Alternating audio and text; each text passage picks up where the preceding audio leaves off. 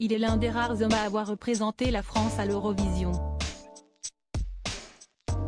Il y a maintenant 30 ans, le 15 mai 1993, Patrick Fiori a défendu les couleurs tricolores lors de ce prestigieux concours de la chanson organisé cette année-là à Mill Street en Irlande.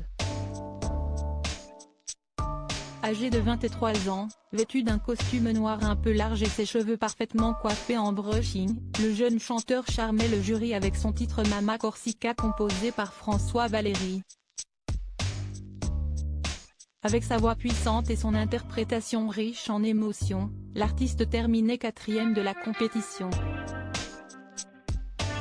Cependant, Patrick Fiori aurait pu finir sur la dernière marche du podium si l'ambiance n'avait pas été explosive dans les coulisses.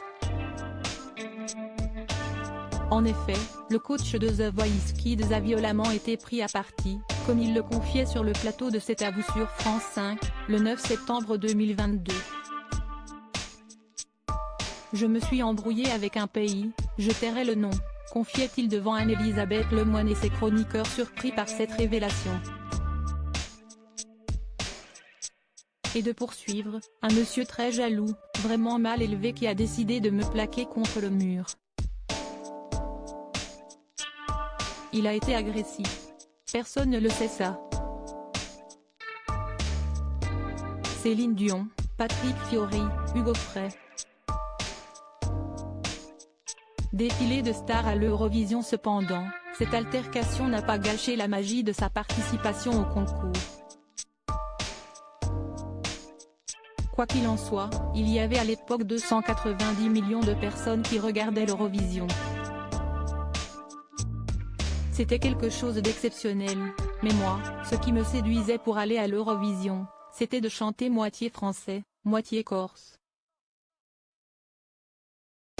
Déclarait l'ami de Philippe Lachaud.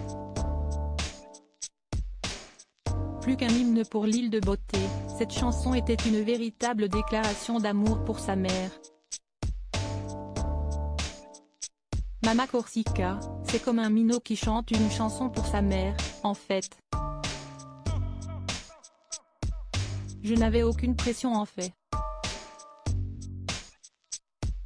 Quand je chante à ce moment-là avec cette chemise affreuse et ses cheveux longs de footballeur, je pense vraiment à la mama quoi, et je chante pour elle. Confiait-il avec tendresse. Une douce pensée qui lui a porté chance.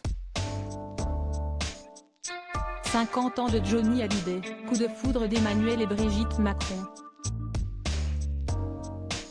Les 30 événements qui ont marqué 1993 et Patrick Fiori, prêt à retenter sa chance à l'Eurovision. 3 décennies plus tard, Patrick Fiori ne serait pas contre l'idée de renouveler l'expérience de l'Eurovision. Interrogé à ce sujet dans l'émission On refait la télé, diffusée sur les ondes de RTL en octobre 2020, l'interprète de Phébus dans Notre-Dame de Paris se disait partant.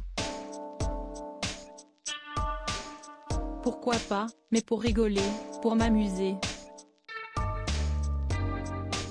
Mais je sais que ça va arriver à partir du moment où je vais dire ça, je vais avoir des propositions. Il faut que je réfléchisse mais pourquoi pas, révélait-il au micro d'Éric Dussard. Et Patrick Fiori a déjà son programme de prêt pour son possible retour à l'Eurovision. Je vais carrément chanter en Corse une chanson entière, ou peut-être un peu en arménien. Avec un peu de français quand même, assurait l'ex-compagnon de Julie Zenati, qui expliquait être régulièrement contacté par les équipes du concours. Je connais les gens qui font ça, ça fait des années qu'ils me le demandent. En tout cas, je ne me suis pas vraiment posé, pour y penser. L'avenir nous le dira. Crédit photo, Patrice Picot. Getty Images. Direction artistique Gala.